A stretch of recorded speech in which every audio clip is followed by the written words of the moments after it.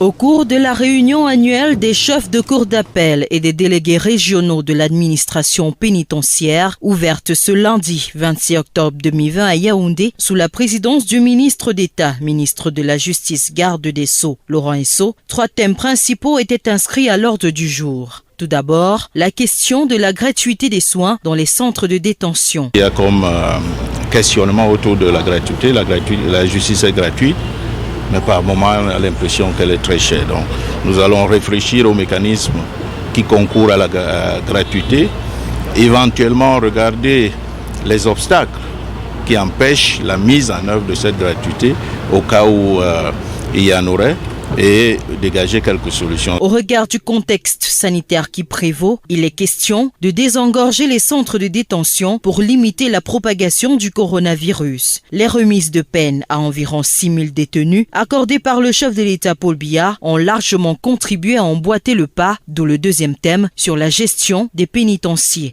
Les remises de peine présidentielles qui ont permis de libérer d'office environ 6 000 détenus dans l'ensemble du pays, dont 1807 au niveau de la région du centre. Ce sont des mesures très fortes, n'est-ce pas, en plus des actions visant à lutter contre les lenteurs judiciaires et autres.